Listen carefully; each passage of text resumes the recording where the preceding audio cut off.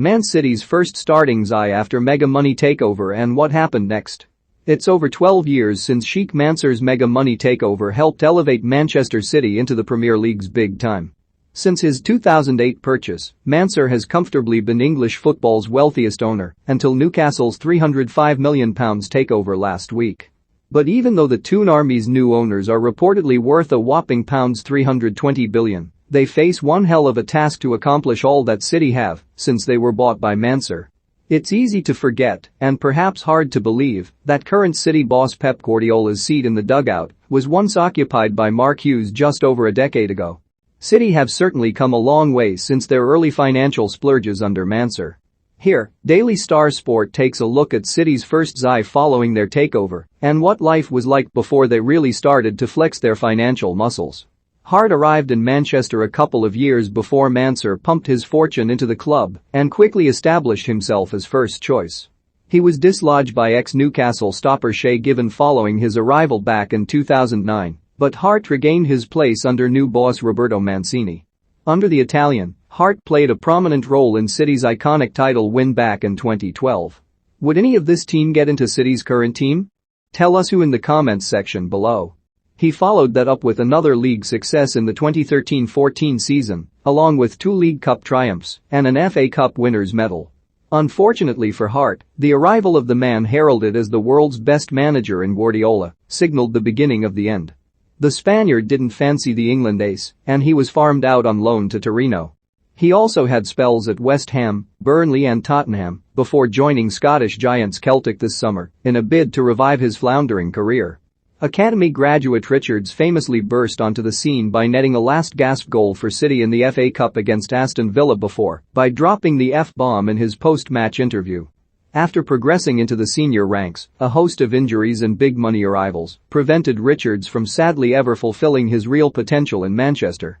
He didn't actually leave the club until 2015, when he linked up with Villa, despite making just a handful of Premier League appearances after City's title win.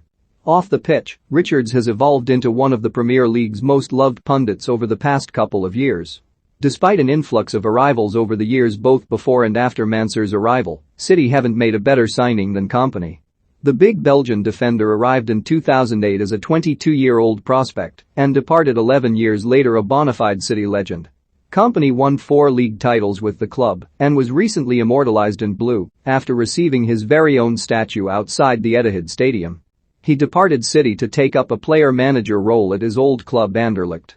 But it feels inevitable that there are more chapters to come in Kompany and City's love affair. Dunn has already assured a spot in Premier League history for his spectacular record of 8 red cards and 10 own goals. The Irishman joined City well before Mansour arrived on the scene with his billions and spent a total of 9 years in Manchester.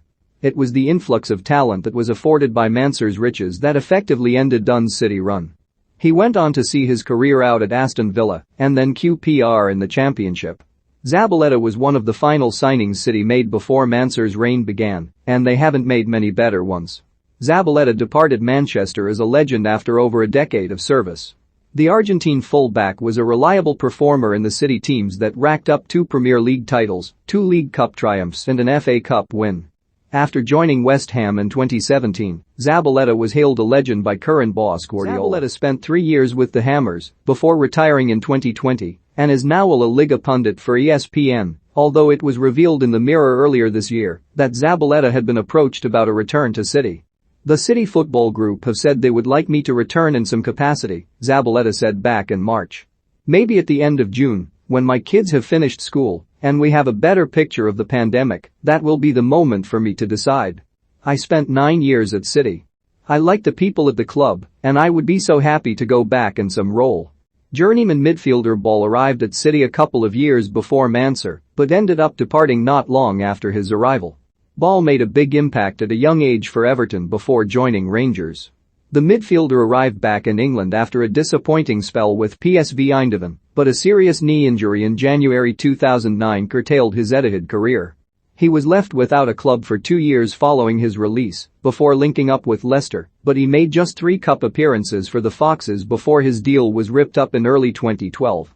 Former Liverpool ace Hammond linked up with City before Mansour's arrival at the age of 33.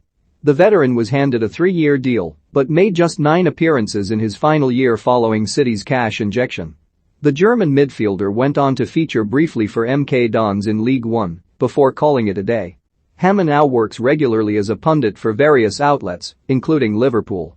Despite an influx of big-money signings, it was Ireland, who had been at the club since 18, who stole the show for City during Mansur's first season in charge.